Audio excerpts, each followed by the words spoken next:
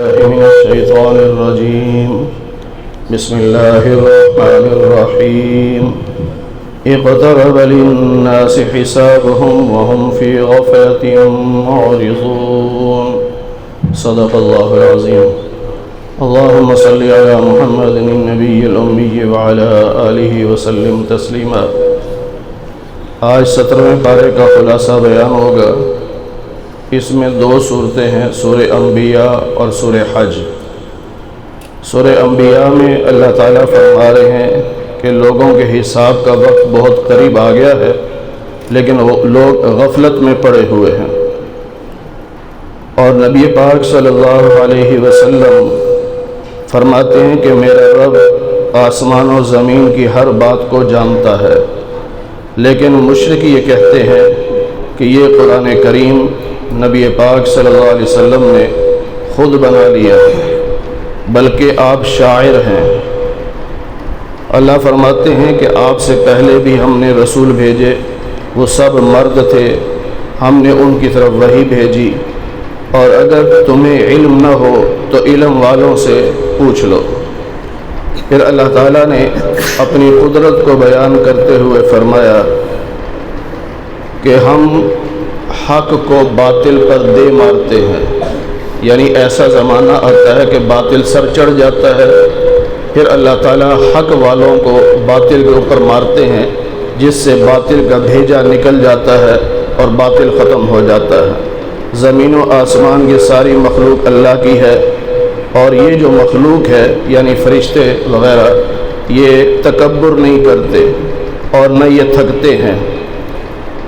اللہ فرماتے ہیں کہ اگر زمین و آسمان میں اللہ کے علاوہ کوئی اور بھی خدا ہوتا تو لفسدتا، تو یہ نظام برباد ہو جاتا۔ فسبحان اللہ، اللہ ہر کمزوری سے پاک ہے، عرش کا رب ہے۔ لا یسأل عما یفعل، اللہ سے کوئی نہیں پوچھ سکتا کہ آپ کیا کر رہے ہو، لیکن اللہ سب سے پوچھے گا کہ وہ کیا کر رہے ہیں۔ پھر فرمایا کہ آپ سے پہلے ہم نے رسول بھیجے، ان کی طرف وحی بھیجی، اور ان سب نے میرا پیغام دنیا کو یہ دیا کہ اللہ کے سوا کوئی معبود نہیں، لہٰذا اللہ کی عبادت کرو۔ لوگ کہتے ہیں کہ اللہ کی اولاد ہے، حالانکہ اللہ اس عیب سے پاک ہے، اللہ کی اولاد نہیں ہے۔ بل عباد مکرمون، جن کو یہ اللہ کی اولاد کہتے ہیں وہ سب اللہ کے بندے ہیں۔ عزیر علیہ السلام بھی اللہ کے بندے ہیں، عیسیٰ علیہ السلام بھی اللہ کے بندے ہیں، فرشتے بھی اللہ کے بندے ہیں۔ اللہ فرماتے ہیں کہ زمین و آسمان اللہ نے بنائے، لیکن ابھی دنیا میں انسانوں کو نہیں بھیجا تھا کہ زمین و آسمان دونوں بند تھے۔ کانتا رتقا، یعنی آسمان سے بارش نہیں برستی تھی اور زمین سے فصلیں نہیں اگتی تھیں۔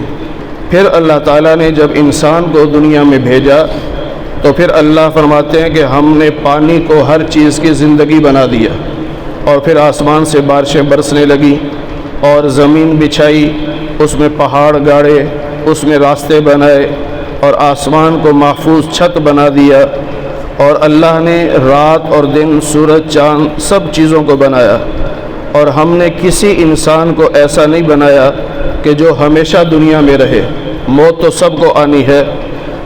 پھر فرمایا کہ ہم تمہیں آزمائیں گے، کبھی حالات برے ہوں گے اور کبھی حالات اچھے ہوں گے، یہ دونوں اللہ کی طرف سے امتحان ہوں گے۔ حدیث پاک میں ہے، نبی علیہ السلام نے فرمایا کہ مومن کی ہر حالت خیر ہی خیر ہے، اگر حالات اچھے ہوں اور وہ خوش ہو تو اللہ کا شکر ادا کرتا ہے، اللہ شکر پہ ثواب دیتے ہیں۔ اگر حالات خراب ہو جائیں تو وہ صبر سے کام لیتا ہے، اور اللہ صبر پہ بھی ثواب عطا فرماتے ہیں۔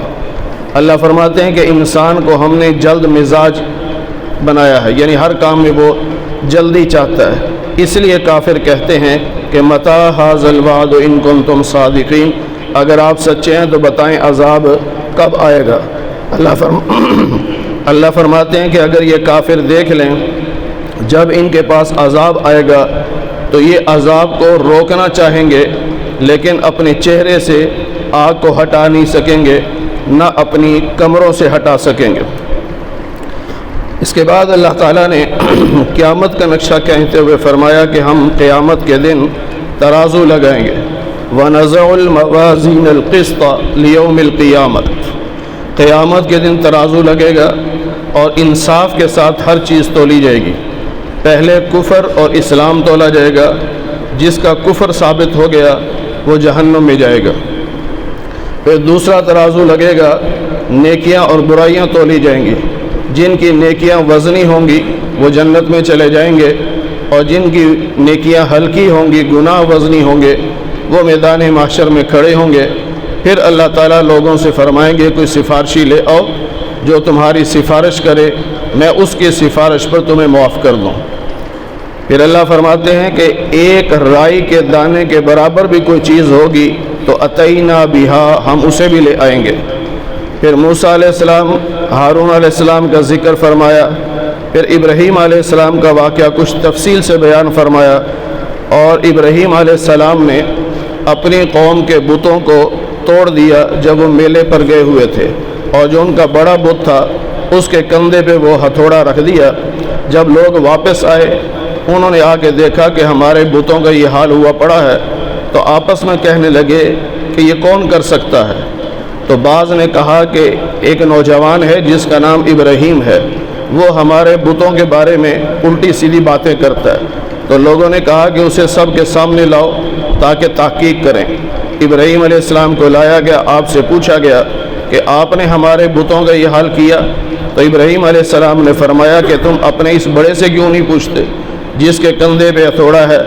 تو وہ کہنے لگے کہ آپ کو تو پتہ ہے کہ یہ بولتے نہیں ہیں، اور اس وقت وہ شرمندہ بھی ہوئے کہ ہم انہیں خدا بھی کہتے ہیں اور یہ بولتے بھی نہیں ہیں۔ اس پہ ابراہیم علیہ السلام نے فرمایا کہ اف لکم، تف ہے یعنی لعنت ہے تم پر بھی اور تمہارے بتوں پر بھی جو تمہارے نفع نقصان کے مالک نہیں ہے، اور تم عقل سے کام نہیں لیتے۔ اب انہیں غصہ آیا تو قوم کہنے لگی کہ ابراہیم علیہ السلام کو آگ میں جلا دو، اور آگ میں جلا کر اپنے خداؤں کی مدد کرو اگر کچھ کرنا چاہتے ہو۔ کیسا گندا عقیدہ ہے بت پرستی والا کہ اپنے خدا کی مدد کرو، حالانکہ خدا سے مدد مانگی جاتی ہے، خدا کی مدد نہیں کی جاتی۔ بہرحال انہوں نے آگ جلائی، ابراہیم علیہ السلام کو آگ میں ڈالا۔ اللہ فرماتے ہم نے آگ سے کہا کونی بردا، ٹھنڈی ہو جا، لیکن زیادہ ٹھنڈی بھی نہ ہونا، وسلامہ، سلامتی والی ہو جا۔ اور یوں ہم نے کافروں کو ناکام کر دیا اور ابراہیم علیہ السلام کو ہم نے کامیاب کر دیا۔ پھر آپ کے بھتیجے لوط علیہ السلام، ان کا اور آپ کے بیٹے اسحاق، اور پھر آپ کے پوتے یعقوب، ان کا اللہ نے ذکر فرمایا اور فرمایا کہ یہ سب ہمارے نیک بندوں میں سے ہیں۔ پھر نوح علیہ السلام کا تذکرہ، داؤد علیہ السلام، سلیمان علیہ السلام، اور اس کے بعد ایوب علیہ السلام، اور پھر اسماعیل، ادریس، ذوالکفل، حضرت یونس علیہ السلام، ان کا ذکر فرمایا، اور ان کی مشکل حالات میں دعاؤں کا ذکر کیا کہ یہ نبی ہیں، لیکن جب ان پہ مشکل آئی تو انہوں نے بھی اللہ سے دعائیں مانگی۔ اللہ فرماتے ہیں کہ خاص طور پہ یونس علیہ السلام کو دیکھو کہ کئی اندھیروں میں تھے، یعنی مچھلی کے پیٹ کا اندھیرا، رات کا اندھیرا، پھر سمندر کے پانی کا اندھیرا۔ انہوں نے وہاں آیت کریمہ پڑھی کہ لا الہ الا انت سبحانک انی کنت من الظالمین۔ تو اللہ فرماتے ہیں کہ ہم نے ان کو نجات دی، بچا لیا، اور فرمایا کہ صرف یہ نہیں ہے کہ اس آیت کریمہ کے پڑھنے کی وجہ سے ہم صرف یونس کو بچائیں گے، بلکہ وَكَذَلِكَ نُنْجِي الْمُؤْمِنِينَ، جس طرح یونس کو بچایا، اگر مومن آیت کریمہ پڑھیں گے ہم ان کو بھی بچائیں گے۔ پھر اللہ نے حضرت زکریا علیہ السلام کا، پھر ان کے بیٹے یحییٰ کا، پھر حضرت عیسیٰ علیہ السلام کا، ان کی والدہ حضرت مریم کا ذکر فرمایا، اور پھر آگے یاجوج ماجوج کا ذکر کیا کہ قیامت کے قریب یاجوج ماجوج آئیں گے، اور یہ اتنی تیزی سے یوں آئیں گے زمین کی طرف جیسے کوئی سلائڈنگ کرتا ہوا آتا ہے۔ اور فرمایا کافروں کو کہ تم اور تمہارے جو بت ہیں یہ سب جہنم کا ایندھن ہے، انہیں جہنم میں پھینکا جائے گا۔ اس پہ بعض کافروں نے کہا کہ جن لوگوں کی عبادت کی جاتی ہے وہ جہنم میں جائیں گے، تو لوگ تو عیسیٰ علیہ السلام کی بھی عبادت کرتے ہیں، انہیں بھی خدا مانتے ہیں، تو کیا عیسیٰ علیہ السلام بھی جہنم میں جائیں گے؟ اس پہ اللہ نے فرمایا نہیں، جن لوگوں کے بارے میں ہم نے پہلے سے جنت کا فیصلہ کر لیا ہے وہ جہنم سے دور رہیں گے، وہ جنت میں جائیں گے۔ پھر اللہ فرماتے ہیں کہ یوم نطوی السماء کطی السجل للکتب، قیامت کا دن آئے گا جس دن ہم آسمان کو لپیٹ کر ہاتھ میں پکڑ لیں گے، جیسے کوئی لکھی ہوئی چیز رول کر کے ہاتھ میں پکڑ لی جاتی ہے۔ اللہ فرماتے ہیں کہ وما ارسلناک الا رحمۃ للعالمین، ہم نے آپ کو تمام جہانوں کے لیے رحمت بنا کے بھیجا۔ آپ ان سے کہیے کہ میری طرف اللہ کی طرف سے وحی آتی ہے، اور اللہ یوں کہتے ہیں کہ تمہارا خدا ایک اللہ ہے۔ اور پھر فرمایا کہ اللہ ہر چیز کو جانتا ہے، مجھے نہیں پتہ اللہ تمہیں جو ڈھیل دے رہا ہے یہ تمہارے لیے امتحان ہے، آزمائش ہے یا کیا ہے۔ سورہ حج کے آغاز میں اللہ فرماتے ہیں کہ لوگو اللہ سے ڈرو، کیونکہ قیامت کا جو زلزلہ ہے وہ بہت بڑی چیز ہے، اور جب زلزلہ آئے گا یعنی قیامت قائم ہوگی، پہلا جب سور پھونکا جائے گا تو فرمایا کہ تم دیکھو گے کہ دودھ پلانے والی اپنے دودھ پیتے بچے کو بھول جائیں گی، اور حمل والی اپنا حمل گرا دیں گی، اور تمہیں یوں لگے گا جیسے لوگ نشے میں ہیں۔ وہ نشے میں نہیں ہوں گے بلکہ اللہ کے عذاب کی سختی کی وجہ سے ان کی یہ کیفیت ہوگی۔ اللہ فرماتے ہیں کہ اگر تمہیں شک ہے کہ تمہیں دوبارہ پیدا نہیں کیا جائے گا تو ذرا پہلے دیکھ لو کہ ہم نے تمہیں پہلے کیسے پیدا کیا تھا۔ تمہیں مٹی سے بنایا، پھر پانی کا قطرہ بنایا، پھر اسے خون میں تبدیل کیا، پھر اسے گوشت بنایا، پھر اس پہ ہم نے نئے نقش بنائے، اور پھر ہم نے جب تک چاہا ماں کے رحم میں رکھا، پھر تمہیں بچہ بنا کر نکالا، پھر تمہیں بعض لوگوں کو جوانی میں موت دے دی، اور بعض کو ارذل العمر نکمی عمر تک پہنچا دیا، یعنی زیادہ بوڑھا کر دیا۔ اور اسی طرح تم دیکھتے ہو کہ مردہ زمین پر ہم بارش برساتے ہیں، اس سے وہ زندہ ہو جاتی ہے۔ تو جو اللہ مردہ زمین کو بارش کے ذریعے زندہ کر سکتا ہے اور تمہیں پانی کے ایک قطرے سے انسان بنا سکتا ہے، وہ اللہ قیامت کے دن تمہیں دوبارہ بھی پیدا کر سکتا ہے۔ اللہ فرماتے ہیں لوگوں کا مزاج بڑا عجیب ہے کہ وَمِنَ النَّاسِ مَن يَعْبُدُ اللَّهَ عَلَى حَرْفٍ، بعض لوگ عبادت کرتے ہیں لیکن اس طریقے سے کہ کنارے پہ کھڑے ہیں، عبادت کا فائدہ ہو گیا تو جاری رکھیں گے، اگر فائدہ نہ ہوا تو عبادت چھوڑ دیں گے۔ اس قسم کے لوگ بھی ہیں اور بتوں کو پکارتے ہیں۔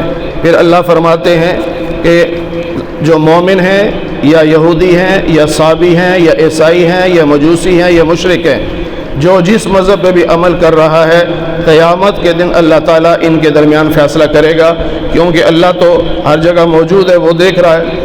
پھر کیا تم نے دیکھا نہیں کہ زمین و آسمان کی ساری مخلوق، سورج، چاند، ستارے، پہاڑ، درخت، جاندار، یہ سب اللہ کو سجدہ کرتے ہیں۔ اور فرمایا کہ اگر اللہ تمہیں ذلیل کرنے پہ آئے تو تمہیں کوئی عزت نہیں دے سکتا۔ جس طرح چوتھے پارے میں گزرا کہ اگر اللہ تمہیں فتح دینا چاہے، تمہیں غلبہ دینا چاہے تو تم پہ کوئی غالب نہیں آ سکتا، اسی طرح اگر اللہ ذلیل کرنے پہ آئے تو کوئی تمہیں عزت نہیں دے سکتا۔ اللہ فرماتے ہیں دیکھو انسانوں کے دو گروہ ہیں، رب کے بارے میں جھگڑتے ہیں، ایک کافر ہیں ایک مومن ہیں۔ کافروں کے لیے ہم نے جہنم کا لباس جو جہنم کی آگ کا بنا ہوا ہے وہ تیار کر رکھا ہے، اور ان کے سروں پہ تیز کھولتا ہوا گرم پانی گرائیں گے، اور ان کے پیٹ اور ان کی کھال کو وہ جلا دے گا، اور لوہے کے ہتھوڑے ہوں گے جن سے ان کے سروں پر مارا جائے گا۔ جب یہ جہنم سے نکلنے کا ارادہ کریں گے، انہیں دھکا دے کے دوبارہ جہنم میں پھینک دیا جائے گا۔ لیکن جو لوگ ایمان والے ہیں، نیک عمل کرنے والے، انہیں جنت میں داخل کریں گے، انہیں سونے اور موتیوں کے کنگن پہنائیں گے، ریشم کا لباس پہنائیں گے۔ اور یہ کافر جو اللہ کا انکار کرتے ہیں، اللہ کے راستے سے لوگوں کو روکتے ہیں، مسجد حرام سے لوگوں کو روکتے ہیں، حالانکہ مسجد حرام پوری دنیا کے مسلمانوں کی متفقہ مسجد ہے، کوئی مسجد حرام سے روک نہیں سکتا۔ پھر ابراہیم علیہ السلام کا واقعہ بیان فرمایا کہ انہوں نے بیت اللہ کو تعمیر کیا تو اللہ نے حکم دیا کہ ایک تو یہاں شرک نہیں ہونا چاہیے، دوسرا بیت اللہ کی صفائی رکھیں، یہاں لوگ طواف کرنے آئیں گے، نماز پڑھنے آئیں گے۔ اور پھر اللہ نے حکم دیا کہ ابراہیم حج کا اعلان کر دو، وَأَذِّن فِي النَّاسِ بِالْحَجِّ، حج کا اعلان کر دو۔ تو ابراہیم علیہ السلام حیران ہوئے کہ یا اللہ یہاں تو کوئی بندہ نہ بندے کی ذات، تو میں کیسے اعلان کروں؟ اللہ نے فرمایا ابراہیم اعلان کرنا آپ کا کام ہے اور پوری دنیا کے انسانوں کے کانوں میں آواز پہنچانا ہمارا کام ہے۔ اور اللہ نے بتا دیا کہ لوگ اتنی دور دور سے حج کرنے آئیں گے کہ ان کی سواریاں سفر کر کر کے پتلی دبلی اور کمزور ہو چکی ہوں گی۔ پھر حج کے موقع پر جو اعمال کیے جاتے ہیں ان کا ذکر ہے، اور پھر فرمایا کہ حج کرنے کے بعد خاص طور پر اپنے آپ کو بت پرستی سے، جھوٹ سے اپنے آپ کو بچاؤ اور شرک سے اپنے آپ کو بچاؤ۔ شرک کرنے والا ایسے ہے گویا کہ وہ آسمان سے گرا ہے اور مر گیا اور پرندے آ کر اس کے گوشت کو نوچ رہے ہیں۔ شرک کرنے والے کی مثال یوں ہے۔ اور یا فرمایا کہ یوں سمجھو کہ تیز ہوا چلے اور انسان کو اڑا کر کہیں دور پھینک دے۔ پھر اللہ فرماتے ہیں کہ ہر امت کے لیے ہم نے قربانی کا جانور مقرر کیا تھا، ان کو حکم دیا تھا کہ قربانی کرنی ہے، اور اسی طرح تمہیں بھی حکم دیا ہے کہ تم بھی قربانی کرو۔ اور قربانی سے جانور کا گوشت یا خون اللہ کے پاس نہیں پہنچتا، وَلَٰكِن يَنَالُهُ التَّقْوَىٰ مِنكُمْ، بلکہ تمہارے دلوں کی جو کیفیت ہے وہ اللہ تک پہنچتی ہے۔ پھر اللہ تعالیٰ نے مسلمانوں کو مدینہ منورہ میں جہاد کی اجازت دے دی۔ پہلے مکہ میں 13 سال رہے تو وہاں جہاد کی اجازت نہیں تھی۔ مکہ والے ظلم کر رہے ہیں، سہتے رہو، برداشت کرتے رہو، جواب نہیں دینا۔ لیکن جب مدینہ میں پہنچے تو اللہ فرماتے ہیں کہ ہم نے پھر ان کو اجازت دے دی، اور اللہ فرماتے ہیں کہ اگر ہم جہاد کی اجازت نہ دیتے تو دنیا میں کوئی عبادت گاہ باقی نہ بچتی، نہ عیسائیوں کی، نہ یہودیوں کی، نہ مسلمانوں کی۔ ظالم لوگ عبادت گاہوں کو گرا دیتے، لیکن ہم نے جہاد کا حکم دیا کہ ایمان والے جو ہوتے ہیں یا دوسرے مذہب والے بھی، وہ اپنی عبادت گاہ کو بچانے کے لیے میدان میں آ جاتے ہیں، جس کے ذریعے سے اللہ تعالیٰ پھر فسادیوں کو روک دیتا ہے۔ پھر اللہ فرماتے ہیں خلفاء کے بارے میں، خاص طور پر خلفاء راشدین کے بارے میں، کہ جب ہم ان کو خلافت دیں گے تو یہ نماز کا نظام قائم کریں گے، زکوٰۃ کا نظام قائم کریں گے، امر بالمعروف اور نہی عن المنکر کا یہ نظام قائم کریں گے۔ اور پھر پہلی قوموں کے عذابوں کا ذکر بھی کیا اور فرمایا کہ یہ لوگ تو کہتے ہیں نا کہ جلدی عذاب لے آؤ، اللہ تعالیٰ نے جو وعدہ کر رکھا ہے اس وعدے پر اللہ عذاب کو لائے گا، اور اس وعدے سے آگے پیچھے عذاب نہیں ہوگا۔ اور جو قیامت کا دن ہے وہ ایک دن 1000 سال کے برابر ہوگا۔ 29ویں پارے میں سورہ معارج میں ہے کہ قیامت کا دن 50,000 سال کے برابر ہوگا، اور یہاں ہے کہ 1000 سال کے برابر ہوگا۔ بعض لوگ کہتے ہیں دیکھو جی اختلاف ہے، اختلاف نہیں ہے، اصل بات سمجھنے کی ہے۔ جو جتنا بڑا مجرم ہوگا اسے قیامت کا دن اتنا ہی بڑا لگے گا۔ آدمی کی مشکل ہوتی ہے تو وہ مشکل کا لمحہ جو ہوتا ہے نا بڑا لمبا لگتا ہے، اور خوشی کا لمحہ بہت مختصر معلوم ہوتا ہے۔ اس لیے نبی علیہ الصلوۃ والسلام کا ارشاد ہے کہ قیامت کا دن جو بعض کافروں کے لیے 1000 سال کے برابر، بعض کے لیے 50,000 سال کے برابر، اور مومن کے لیے ایسے ہوگا جیسے عصر کی 4 رکعتیں پڑھی اور چلے گئے، اتنا مختصر وہ قیامت کا دن ہوگا۔ پھر اللہ فرماتے ہیں آپ اعلان کر دیں اے انسانوں، میں اللہ کی طرف سے تمہاری طرف رسول بنا کے بھیجا گیا ہوں، جو ایمان لائیں گے، نیک عمل کریں گے، ان کے لیے مغفرت کا اعلان ہے، اور جو ہماری آیات میں کوشش کریں گے ہمیں ہرانے کی، یعنی ہماری آیات کو مٹانے کی، تو وہ جہنم میں جائیں گے۔ پھر اللہ تعالیٰ نے قیامت کے بارے میں فرمایا کہ قیامت کے دن بادشاہت اللہ کی ہوگی۔ آج دنیا میں بادشاہتیں ہیں لیکن یہ عارضی ہیں، قیامت کے دن کوئی بادشاہ نہیں ہوگا، وہاں صرف اور صرف اللہ کی حکومت ہوگی۔ اور جو لوگ اللہ کے راستے میں ہجرت کرتے ہیں پھر وہ شہید کر دیے گئے یا تبھی موت انہیں آ گئی، اللہ تعالیٰ انہیں بہترین رزق دے گا، یعنی جنت دے گا، اور انہیں اللہ جنت میں داخل کرے گا، اللہ ان سے راضی ہوگا۔ پھر اللہ تعالیٰ نے فرمایا کیا تم نے دیکھا نہیں کہ اللہ تعالیٰ نے تمہارے لیے زمین کی چیزوں کو مسخر کیا، یہ تمہارے لیے بنائی، دریاؤں میں کشتیاں چلتی ہیں، یہ رب کے حکم سے چلتی ہیں، آسمان تھما ہوا ہے، زمین پہ گرتا نہیں، یہ اللہ کے حکم سے تھما ہوا ہے، وہ اللہ ہی ہے جس نے تمہیں پیدا کیا یعنی زندگی دی، پھر تمہیں موت دے گا، پھر تمہیں زندگی دے گا، لیکن انسان بڑا ناشکرا ہے۔ اللہ فرماتے ہیں کہ جب آیات کی تلاوت کی جاتی ہے تو آپ ان کافروں کے چہروں کو دیکھیں گے کہ ان کے چہرے مرجھا جاتے ہیں، جس طرح بندہ ناراض ہوتا ہے اس طرح کے چہرے ان کے بن جاتے ہیں، اور یوں لگتا ہے کہ جیسے یہ تلاوت کرنے والے پر حملہ کر دیں گے۔ آپ ان سے کہیے کہ اس وقت تمہاری جو کیفیت ہے اس سے بھی بری کیفیت بتاؤں کب ہوگی؟ جب جہنم کی آگ میں تمہیں پھینکا جائے گا۔ پھر اللہ نے مشرکین کا رد کرتے ہوئے فرمایا کہ دیکھو تمہارے جو بت ہیں وہ ایک مکھی پیدا نہیں کر سکتے۔ پھر فرمایا مکھی پیدا کرنا دور کی بات ہے، اگر تمہارے بتوں کے پاس سے مکھی کوئی چیز لے کے اڑ جائے تمہارے بت اتنے کمزور ہیں کہ اس سے وہ چیز واپس نہیں لے سکتے۔ ضعف الطالب والمطلوب، پوجنے والے بھی کمزور اور جن کو پوجا جا رہا ہے وہ بھی کمزور ہیں۔ اللہ یصطفی من الملائکۃ رسلا، اللہ فرشتوں میں سے بھی رسول بناتا ہے، انسانوں میں سے بھی رسول بناتا ہے۔ یہ فرمایا کہ اللہ کے راستے میں جہاد کرو، جس طرح جہاد کرنے کا حق ہے اس اللہ نے تمہیں چن لیا ہے۔ اللہ تمہارے دین میں تنگی نہیں چاہتا، تم ملت ابراہیمی پر ہو، یعنی اپنے جد امجد ابراہیم علیہ السلام کے عقائد و نظریات پر ہو، اور اس نے تمہارا نام مسلمان رکھا ہے۔ اور قیامت کے دن رسول کریم صلی اللہ علیہ وسلم تمہارے حق میں گواہ ہوں گے اور تم باقی لوگوں کے حق میں گواہ ہوگے۔ یہ بات دوسرے پارے میں بھی گزری، 5ویں میں بھی گزری اور 14ویں پارے میں بھی گزری، اب یہاں یہ 17ویں پارے میں بھی آ گئی کہ قیامت کے دن تمام انبیاء کہیں گے کہ اللہ ہم نے آپ کا پیغام پہنچا دیا تھا۔ کافر انکار کریں گے تو پھر بطور گواہ امت محمدیہ پیش ہوگی، پھر ان گواہوں پر کافر جرا کریں گے تو پھر امت محمدیہ کہے گی کہ ہمارے نبی پاک صلی اللہ علیہ وسلم نے ہمیں بتایا تھا۔ اس لیے اللہ فرماتے ہیں کہ پھر آخر میں فیصلہ کن گواہی میرا محبوب رسول دے گا۔ فَأَقِيمُوا الصَّلَاةَ، جب اتنا بڑا کام تم سے لیا جائے گا کہ نبیوں کے حق میں تم گواہی دو گے، لہٰذا پھر تمہیں چاہیے کہ نماز قائم کرو، زکوٰۃ ادا کرو، اللہ کو مضبوطی سے تھام لو، وہی تمہارا مولا ہے، بہترین مولا اور مدد کرنے والا مولا اللہ ہی ہے۔ اللہ تعالی ہمیں